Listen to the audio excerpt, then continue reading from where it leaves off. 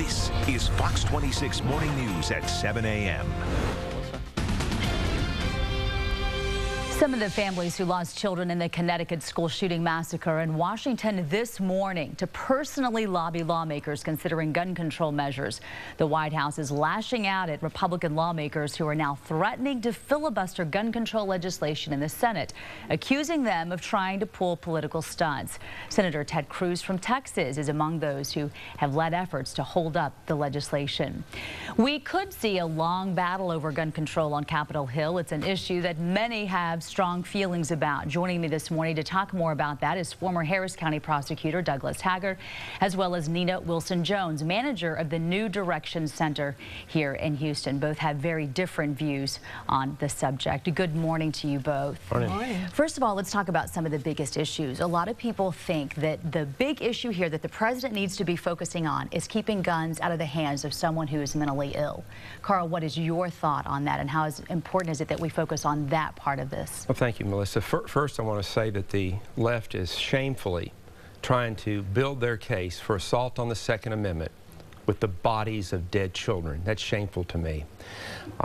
The Israeli model is very clear. In 1974, they had one massacre.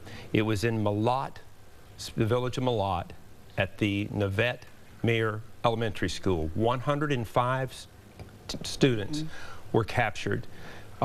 55 were killed, 22 were killed, and 65 wounded. Their response was to arm the teachers. That is the best way to handle this. Was that successful? Do families feel comfortable with that? First of all, this was back in '74. And if you recall, they had that one massacre, they armed the teachers, and the terrorists moved into the cities and started blowing up buses. Did they solve the terrorist problem? Did they get rid of terrorism? No, but they protected the children. I see a different type of look on your face. What are you thinking about this song? Oh, I find that so alarming. I am the child of career educators as well as the sister of a public school teacher, and in all three of those cases are wonderful people who are not skilled in using firearms to protect children.